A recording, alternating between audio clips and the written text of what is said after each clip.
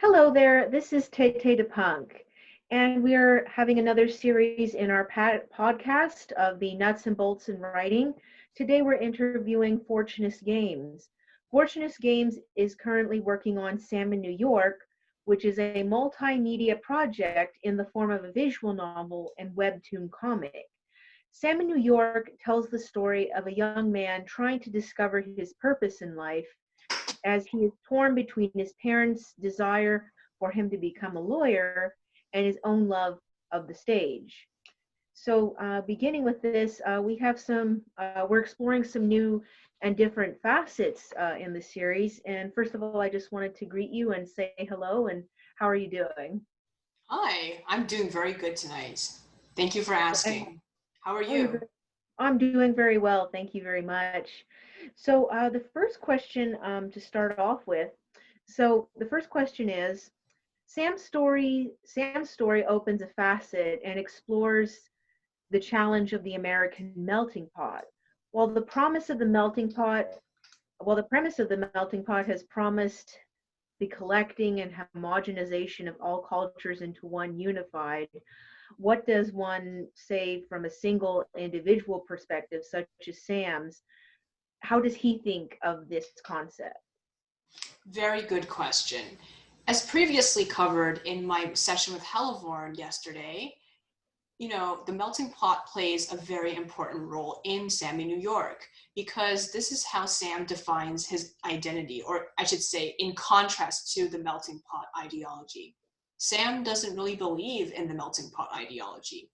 As a word of introduction, I'll talk a little bit about what the melting pot exactly is first.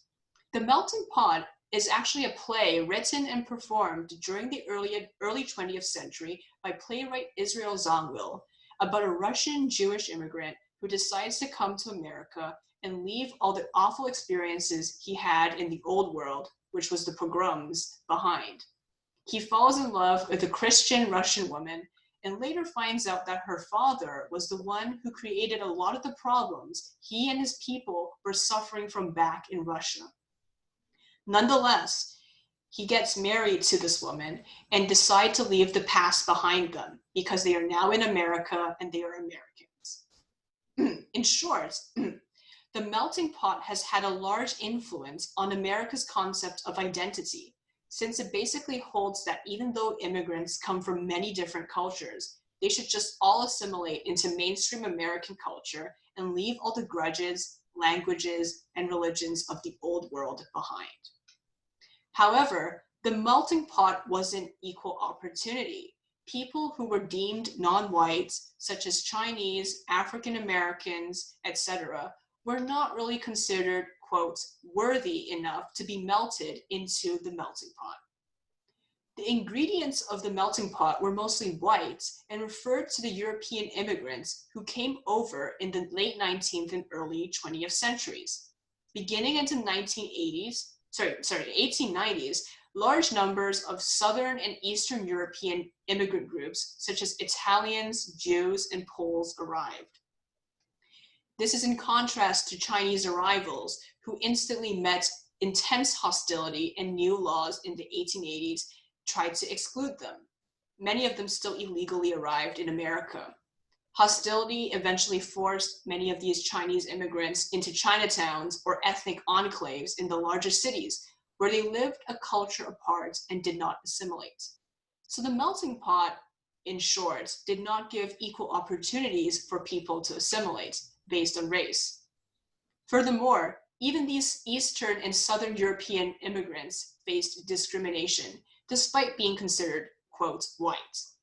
American nativists, which included Americans who have been in the States for many generations, wanted to severely restrict access to the melting pot. They felt that too many, quote unquote, undesirables in their view were, they should not be allowed into America. They thought that Southern and Eastern European immigrants were culturally inferior and were basically an abscess in American culture. Basically, they wanted to stop immigrants from coming, and there were compromises reached in the 1920s that established a principle that the number of new arrivals should be small, and apart from family reunification, the inflow of new immigrants should match the ethnic profile of the nation as it existed at that time.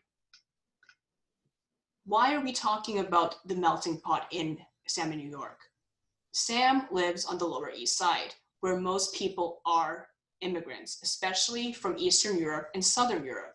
Sam is the son of Ukrainian, or back then Russia, because Ukraine was not a country back then, Russian, Ukrainian, Jewish immigrants. And they were originally from Odessa, his parents. Many of his best friends, including Frankie, are also immigrants or the children of immigrants. Frankie, for instance, is the son of Sicilian immigrants. His other best friend, Joel, is the son of Polish Jewish immigrants. So ethnicity plays a very important part in Sam in New York.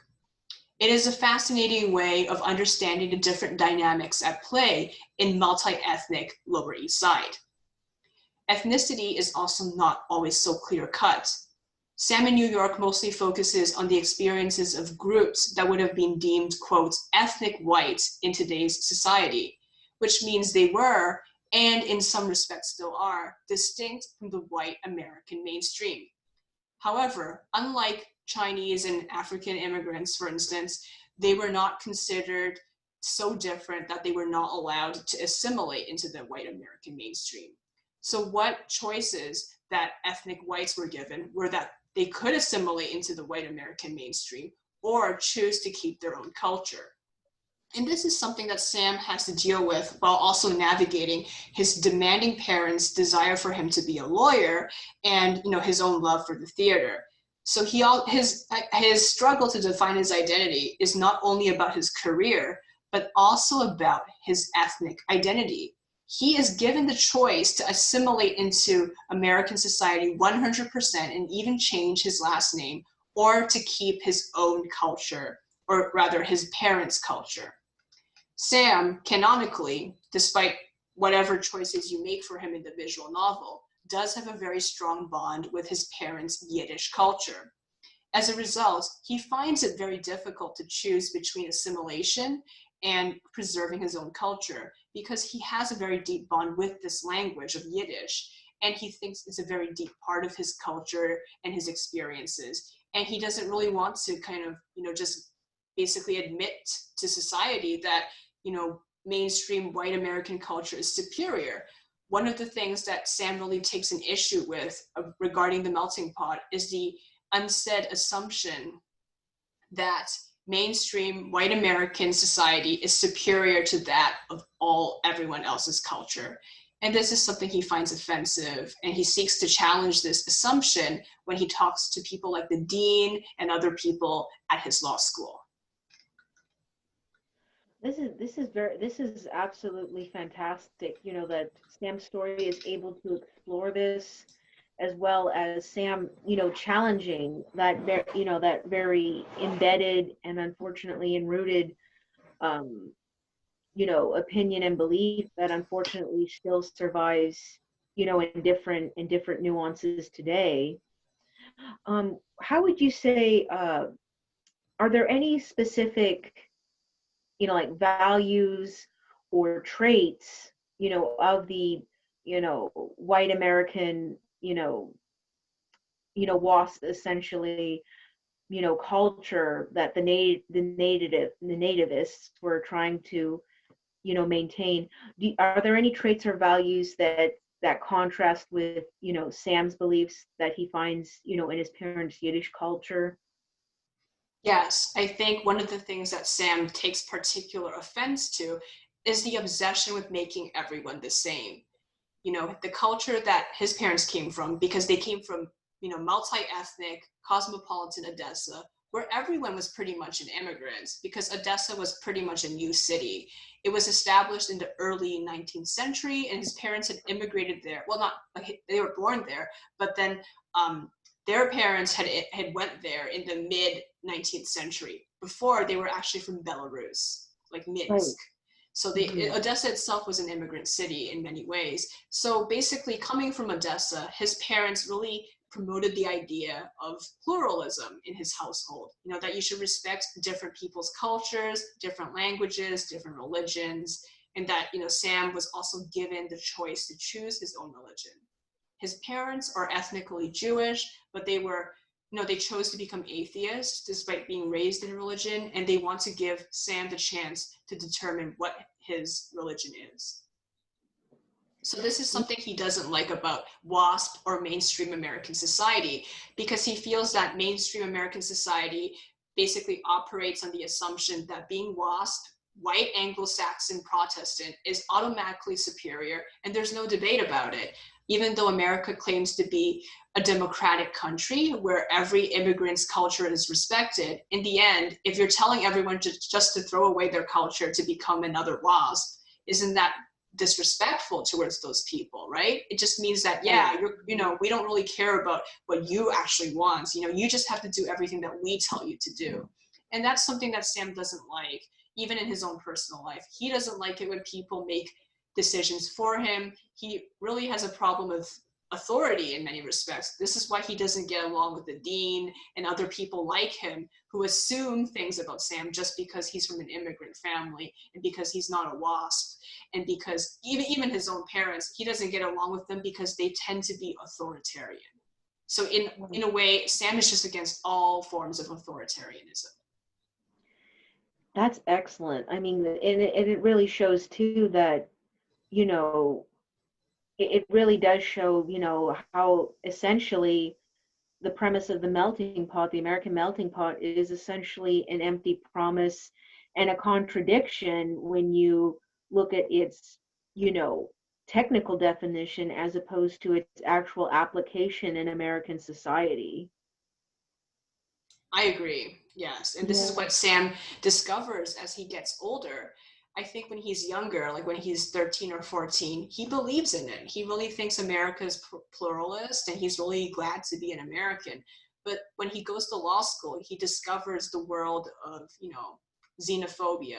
He discovers how, people from the majority society can actually be really terrible towards minorities, such as himself. So he really starts to doubt the whole validity of the American dream and the whole idea of assimilation and the melting pot.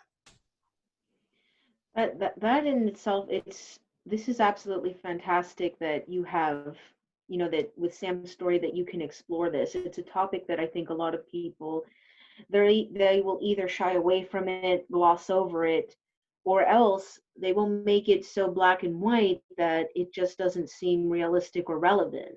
And I think that's a sort of a pitfall, I think, that many creators or people who would like to tell an individual's journey can often fall into, because for example, if we're writing something about American, people tend to use what you would want to call like literary shorthand, so to speak, and then, but here you're exploring a very much nuanced approach to it, which is realistic.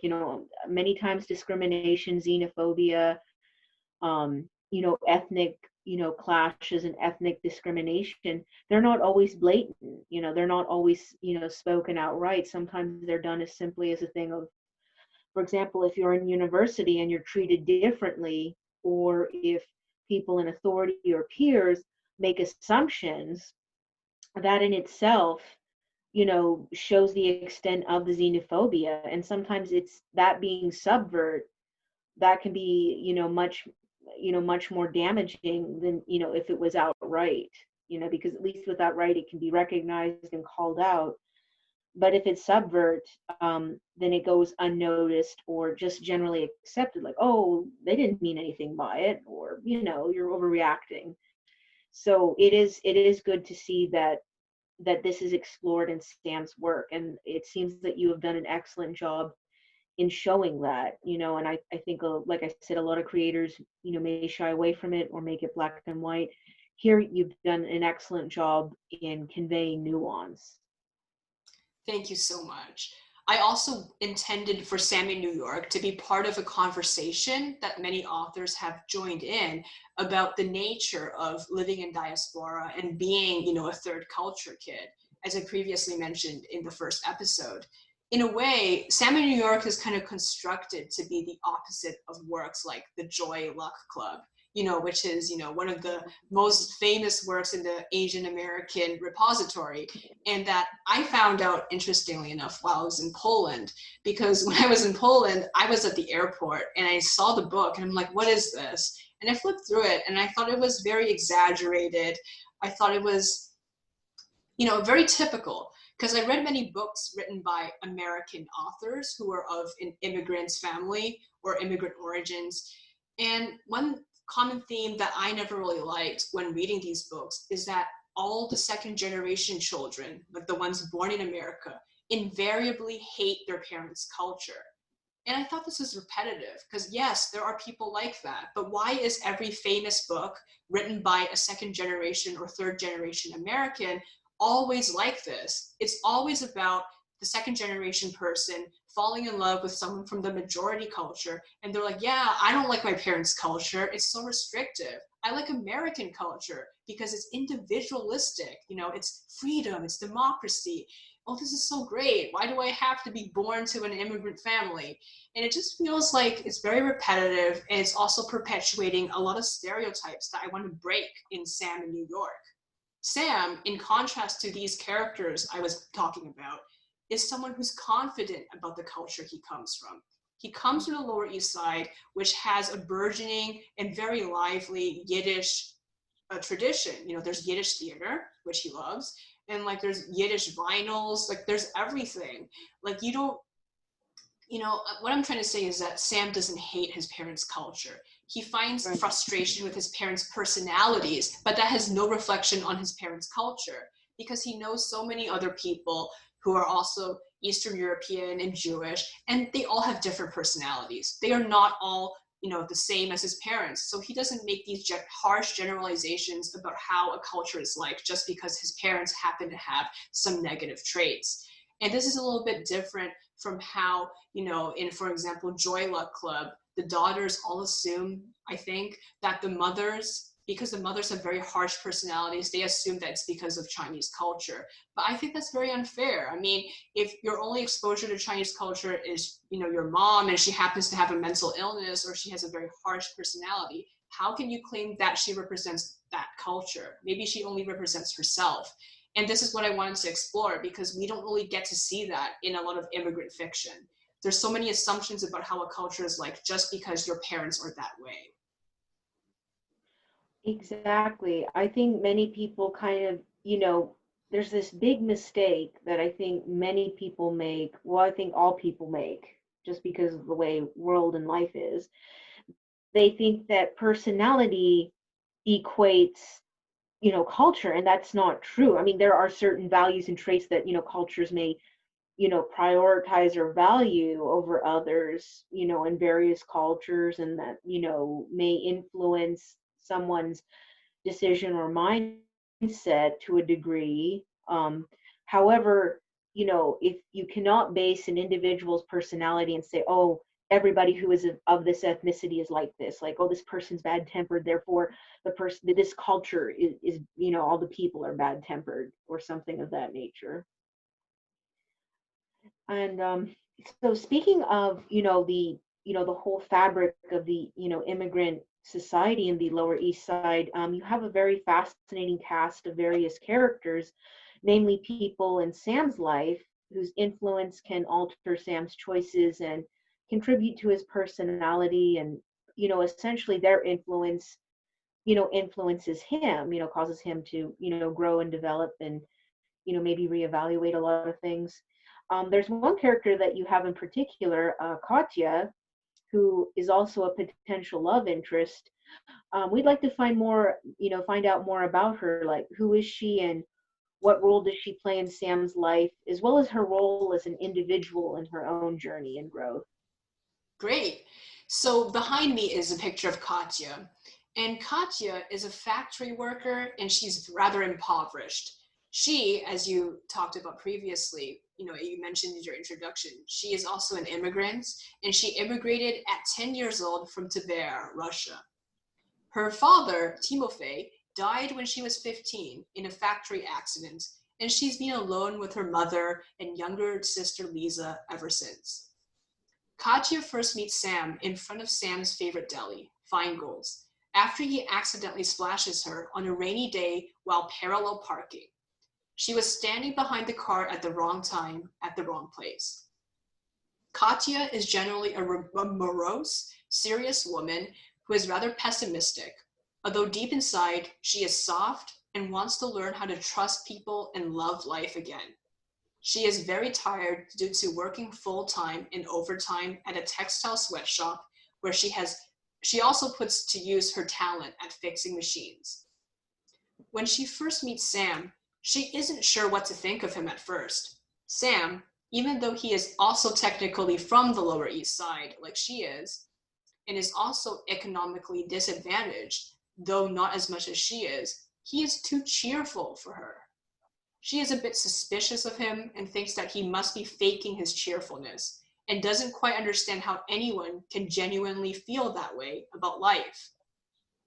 Katya is also a foil to Sam regarding her personal feelings about her ethnic culture. Unlike Sam, she's an immigrant herself, not the child of immigrants.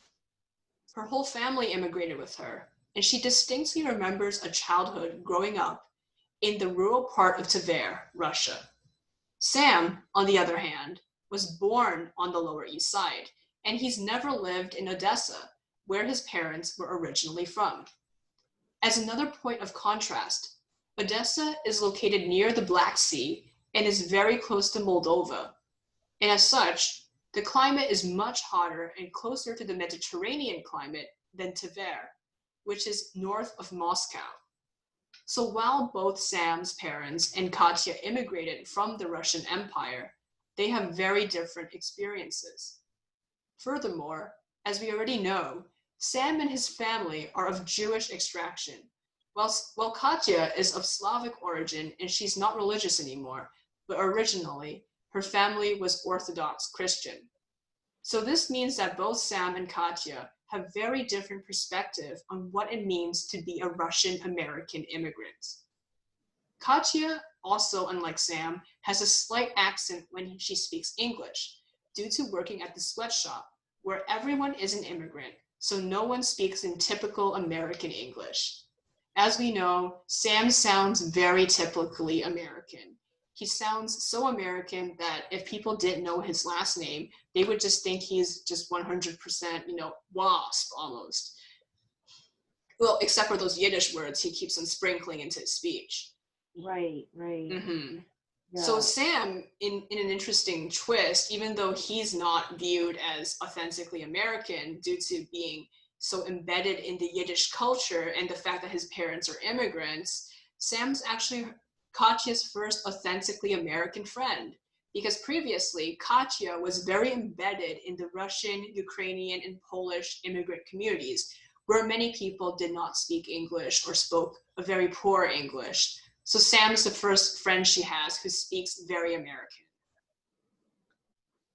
This is very fascinating, and I think it's great that we have another perspective of the immigrant experience. We've had this with Joel and Frankie, but with Katya, we have another kind of experience, especially the fact that she has memories of her past in Tver, and that it does show the the tumultuous transition of that, culture shock, just the difficulties with language, trying to learn English, and then just the shock of going from the countryside to a big urban society, a very modern crowded city and sweatshops and factories and things. So there is so much that Katya, of course, is probably experienced and endured, and no doubt a lot of this has influenced her personality. And maybe you could expand a little bit on what her personality is a little bit like. So yes, Katya is someone who is she works very hard. She's someone who can withstand a lot of challenges in her life, and she is in many ways more emotionally mature than Sam. Sam, as we all know, was kind of babied by his parents, despite the fact that his parents are also very demanding towards him. But, they do a lot of stuff that he doesn't want to do. So, I mean, Sam grew up pretty much not doing any chores either. So, I mean, it's like Sam is in many ways very childish compared to someone like Katya, who did all the chores, did all the cooking, and, she also works full time. Right, right. So this does, provide a, a contrast. How would you say? Well, I suppose, before we go from, before we go to, number C, we should start with number A. Um, so she is essentially, a potential love interest for Sam. Um, what exactly causes him, to essentially, for lack of a better word, to use a cliche, fall in love with her, or, like, just form a romantic attraction to her? Very good question. I think that Sam really admires Katya's tenacity, her tenderness, and some of the motherly qualities that she has. Unlike his parents, Katya is not judgmental and tries to understand the people around her as individuals. She respects the choices that people make for themselves and doesn't impose her beliefs on others, in contrast to Sam's parents. Katya thus supports Sam choosing whatever he wants to do with his own life, and Sam really appreciates this. As I said before, she's also very emotionally mature and isn't prone to playing many mind games as a result. She gets to the point and tells people who are close to her what they need to do in order to progress in their lives. That's and so essentially, and this is very good, because I mean, not only is this, sort of serving as a somewhat foil, to Sam's, own personality, and, kind of how he was formed growing up, especially with her working and taking on responsibility, and, as opposed to Sam, like, even though his parents were demanding, he was, essentially kind of babied by his parents. Um, so just so essentially, turning the tables around here, um, what does Katya see in Sam? Like, what attracts her to him? At first, like I said before, she doesn't really like Sam being so childish and over the top. Like, she finds it very annoying and she wishes that he would tone it down. But as time progresses, she comes to really like how Sam's a really good listener. She has never really encountered someone before who is so willing to listen to her. Even the darker parts of her personality, he's willing to listen and not judge too much about it. She also enjoys Sam's nuanced personality. As she gets to know him better, she realizes that there's more to Sam than meets the eye. He's not just this naive law student who has a constant smile on his face. She enjoys how he's actually a deep thinker, despite not seeming so on the surface, and how he's a very compassionate person who is driven by his passions in a world where most people, including herself, don't really have any passions. So in a very simple sense, what draws her to Sam is that he seems so alive when the rest of the world that she grew up with seemed so dead. That's an excellent, that's an excellent, development of that relationship. How initially it began as, she used him as, emotionally immature. She wishes he would tone down his boisterity, so to speak. So that is kind of interesting, in how, as she gets to know him better, she realizes that he does have a lot of depth and, substance and nuance. And it's really great to see that, because that's how it is, many things in life. Our first impressions will always lie to you, Mhm. and so I guess, to move on, comparing Katya and Sam's relationship, how would you compare that to, say, Sam's relationship with Lena? Very good question. I think in general, what makes it so different from his relationship with Lena is that Katya is initially very reserved and very quiet. So it almost seems to Sam that she's not interested in him at first. So in the visual novel, you're given the choice to talk to her more than once, and she doesn't really give, too many replies at first. And it almost seems to Sam that she doesn't want to talk to him, or she thinks he's annoying. So he has to pursue her a lot more, and actually, you know, get to meet up with her more before she opens up, which is in contrast to Lena, who actively took an interest in Sam the first time she met him, because she was very attracted to the fact that he was so over the top, and she thought it was very amusing that he was so cheerful. And both of them are very extroverted people, so they just got along like that so quickly. But for Katya and Sam, because Katya is a lot more introverted than Sam, it takes a lot longer for it to blossom.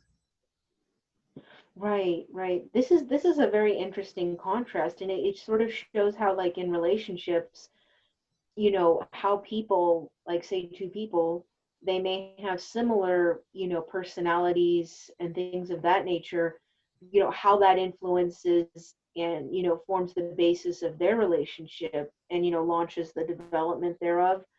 And then, of course, you have people who are, opposites, or maybe not quite as opposites, but, they are kind of like foils to one another. It's interesting to see that. And it's also interesting to see how, with some relationships, like you said, it has to be pursued more, like, one party has to pursue the other party more and vice versa.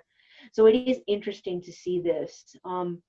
In your opinion, like, who do you feel like Sam, how do I say it, receives like the most influence from? Like, who influences him more? Is it Katya or Lena, or is it equal? I think it's about around equal, because it's very different. On the surface, it might seem like Lena influences him more because she actually, verbally says, as we saw in Finding Sam, verbally tells him to do things and get on his feet. But Katya doesn't do that because Katya has rather low self-esteem due to all the shit she's had to gone through and the fact that she is a more withdrawn person. So she feels like she doesn't have the right to tell him what to do with his life. So she's more subtle about it, and she always, even if she does give an opinion, she's always like, oh, but it's your choice. I'm not going to force it on you. So, Right. based on that, it almost seems like that Lena may look like she has more of an influence on Sam, but it's very hard to quantify because having an influence isn't always about the words that are said. There's a lot of things that are not said that are influence on people. That's true. That's true. Many times people will often see, they'll say, oh, this made a great impact, or this is a large influence. And it's usually essentially the firecracker that made the loudest noise.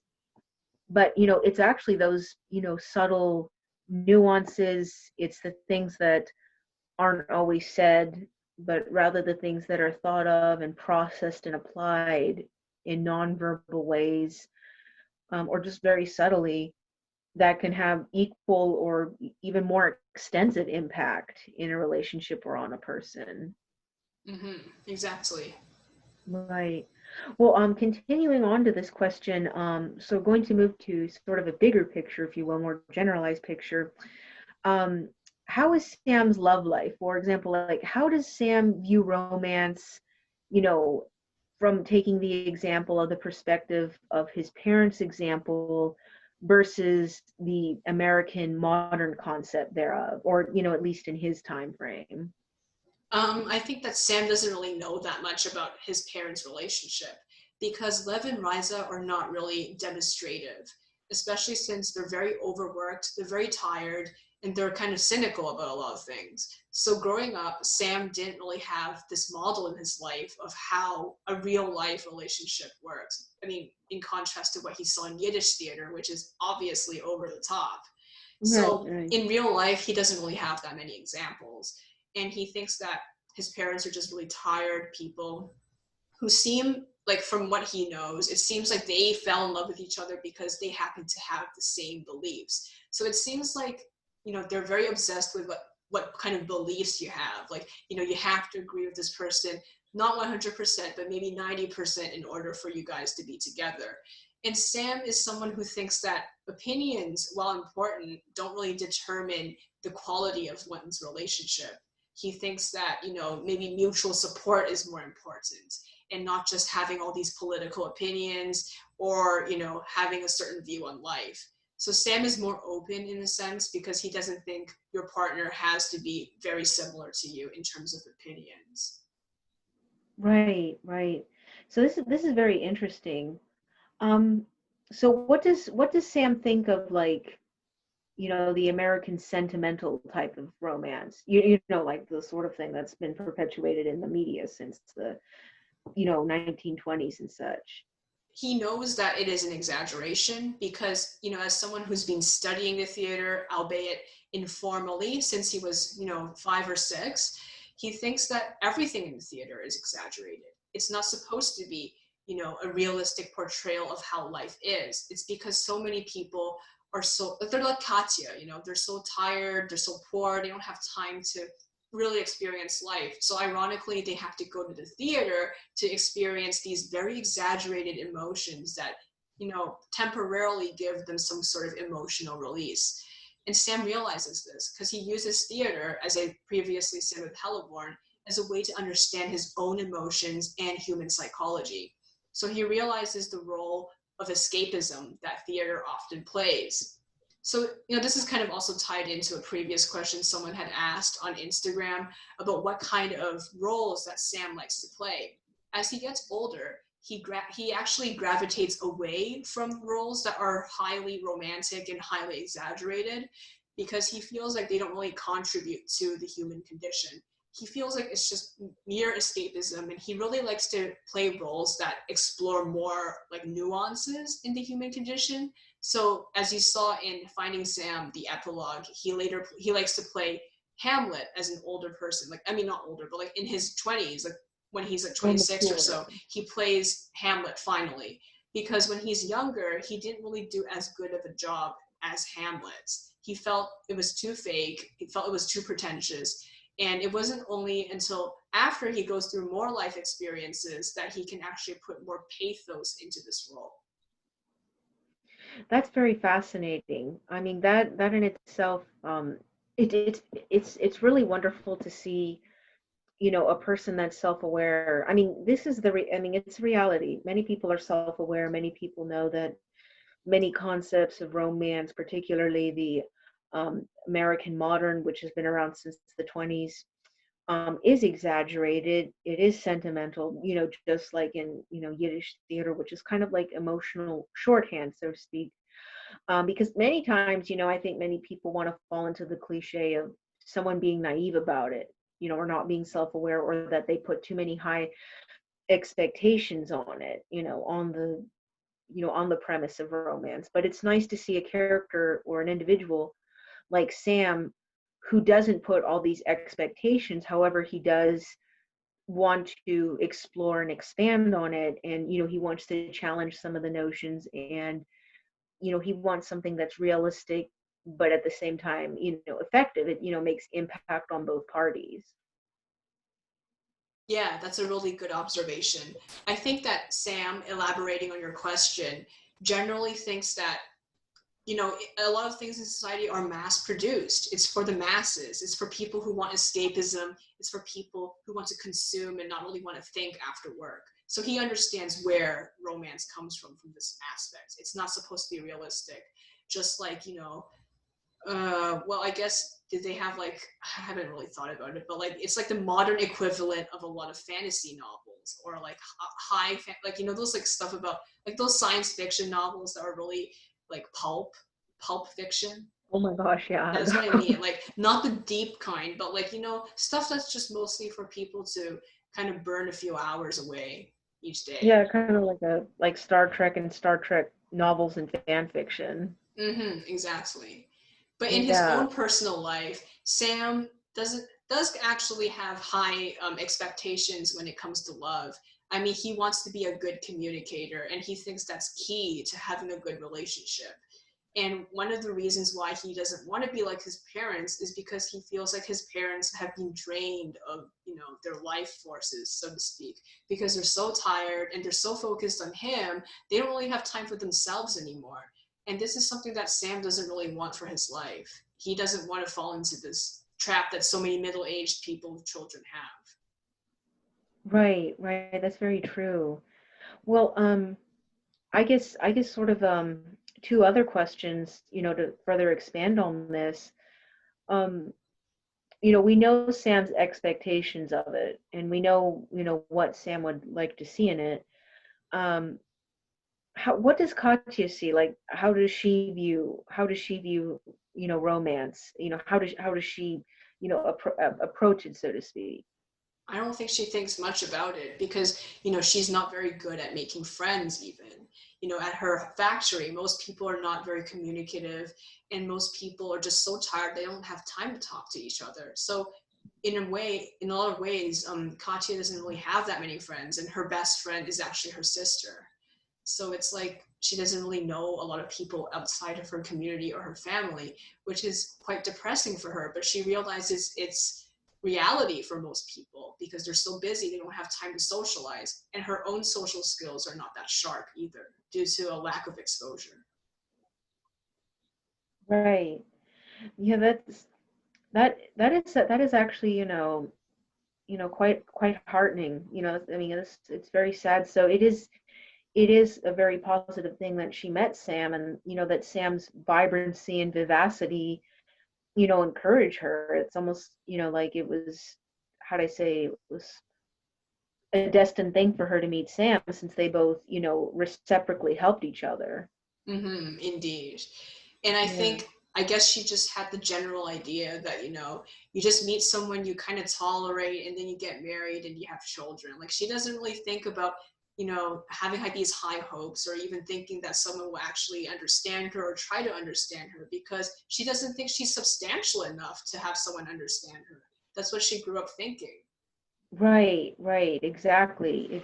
So, with that said, well, for example, both Katya and Sam, respectively, do they have any long-term, goals, in pursuing relationships? I mean, regardless of whether or not, they will end up with each other, or, if they end up with another individual, would that, how do I say, do they have like long-term goals for a relationship?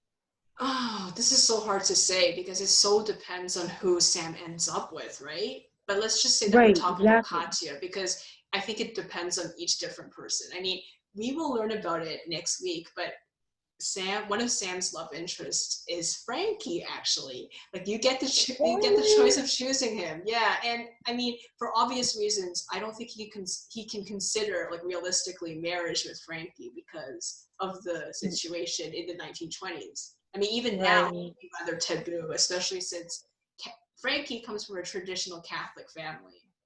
right, and that's, yeah, still, unfortunately, you'd think in this modern society we would have progressed so far, but yet we're still here, Um, Exactly. So yeah. I'll just focus on Katya because I'll talk about Frankie next week. But Right, right. for Look forward Katya, to that, folks. yeah, I think the eventual goal that she and Sam are working towards is becoming more independent of their families.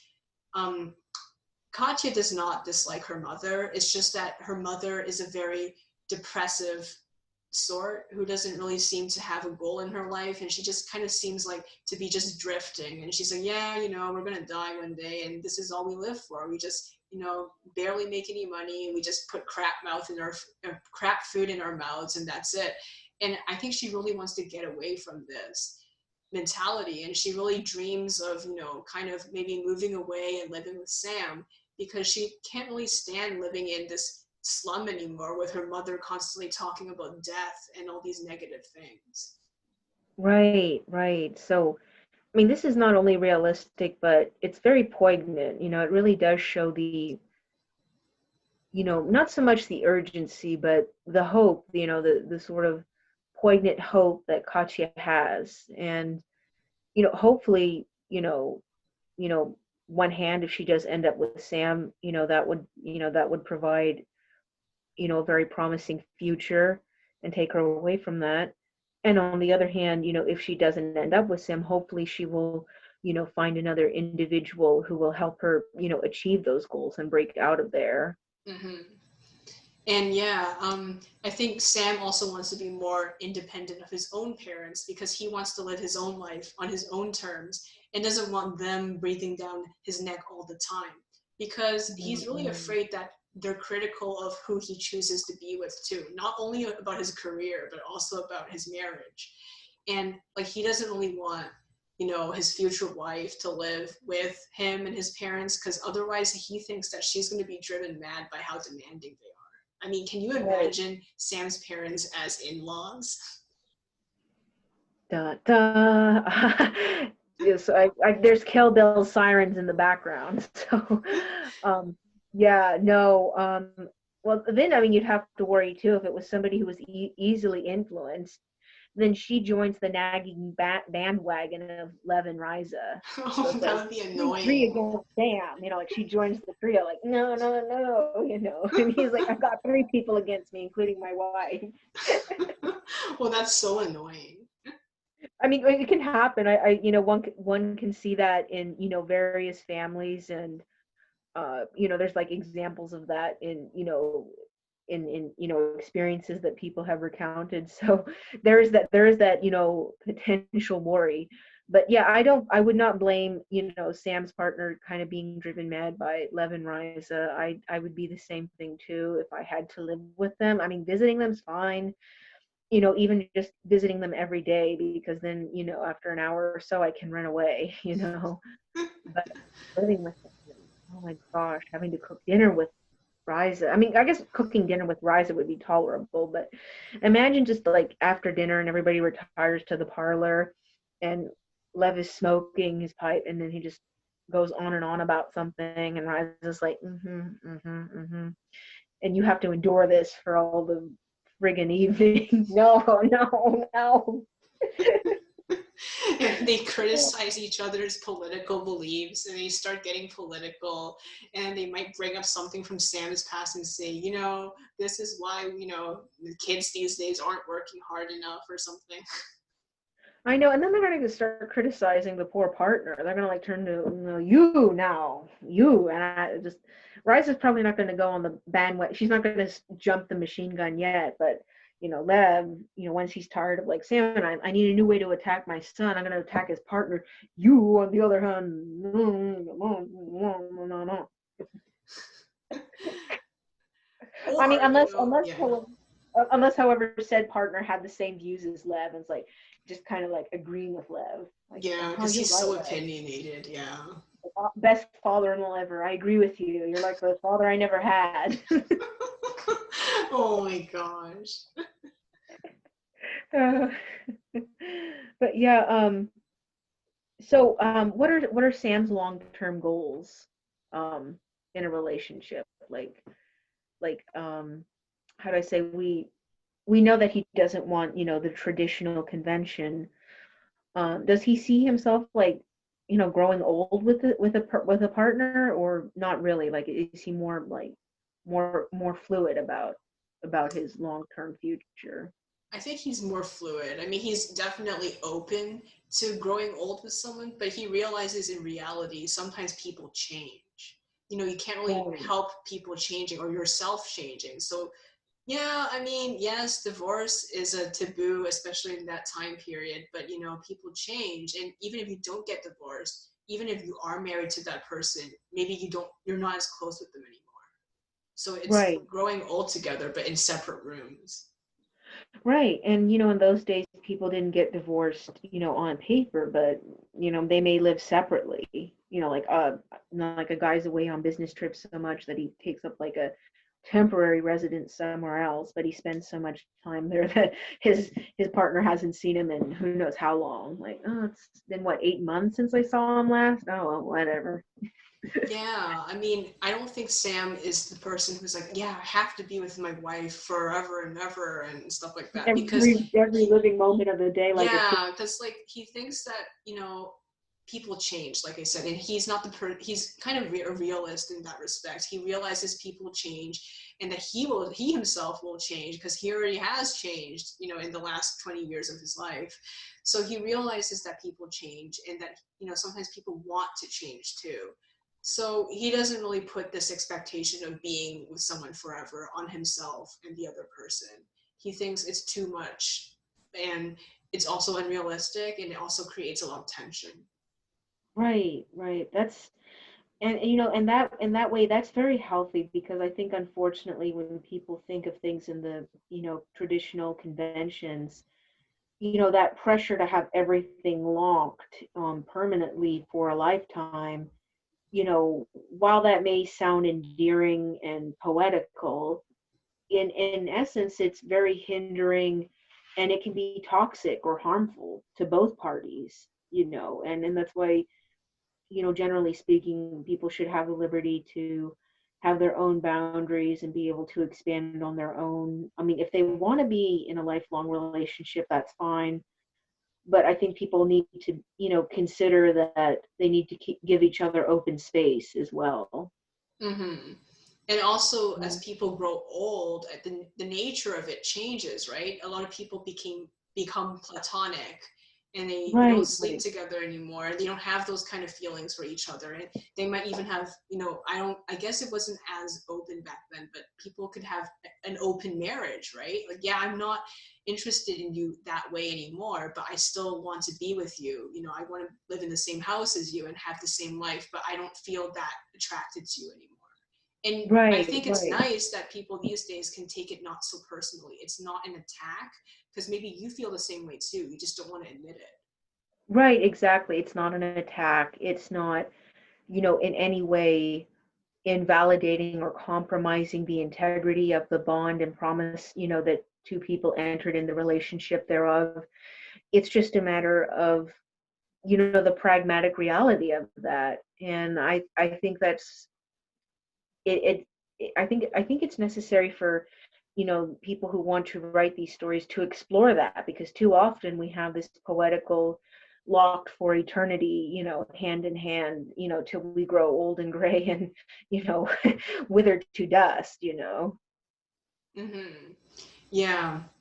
I think Yeah. neither Sam nor Katya have that expectation because, they're more realistic. And also, I think if they did have that expectation, they think that it will create too much sadness because they know they probably can't live up to it. Right, exactly. Would you say that's a contrast to, say, Lena, with what, she has? Is she more like conventional, or, quote unquote romantic in I her don't think future goals? so. No, I don't think No? so at all. No? Because uh, I think in a way, maybe Katya is a little bit more romantic because she kind of sees, marriage as something to aspire to. But Lena is kind of trying to fight against it because she was from a society where basically because she was raised to become like this well-bred lady, she was kind of encouraged to socialize with a lot of these rich people and like get married to someone quote unquote of a good background. So she fights against this expectation that she even has to be with someone like that just because to maintain a name or like some kind of sort of like reputation. She's against that. So, I don't even know how she sees it, but she doesn't really see marriage as something that really equates to love necessarily, because in her circles, she sees a lot of people marry just to keep the name alive or just for money or just for reputation, and she's sick of it. Right. So this is also wonderful to see this, because I think well, I mean, we see this so much in media, particularly like, mainstream Western media, where, this thing of romance and,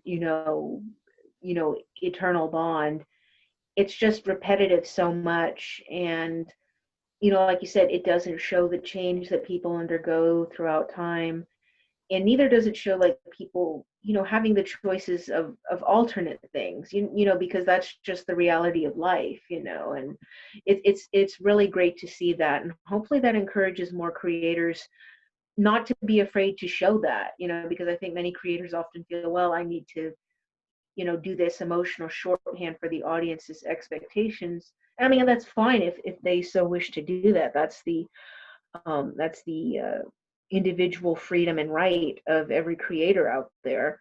But at the same time, I don't think creators should feel pressured into, creating that or writing that if they don't want to. If they want to explore something more nuanced, something more realistic, something that is an alternative, which resembles more to the realities of life and the demands thereof, then they should feel free to pursue it. And perhaps a story that we're seeing with Sam and Katya and Lena will encourage them, to forge ahead in that direction.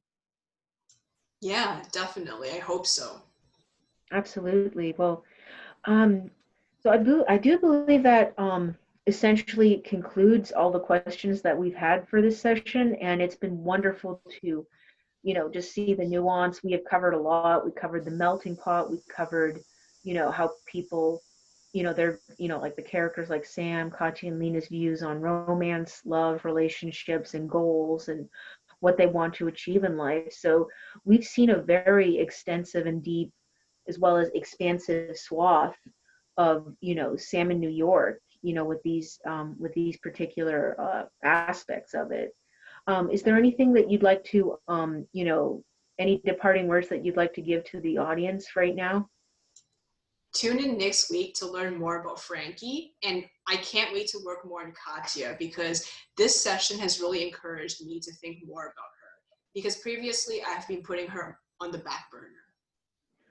Excellent, excellent. Well, we're so eager to find out more about Katya, and we can't wait for, what we're going to explore with Frankie, because this is going to be very exciting, and see a new perspective, a different perspective.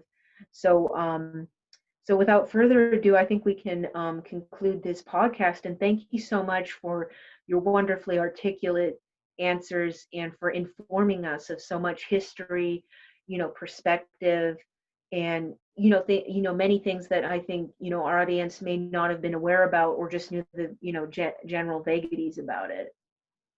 Thank you so much for these awesome questions. Well, thank you very much, and I can't wait to have the next episode with you then. All right, thank you. Thank you. Goodbye. Bye.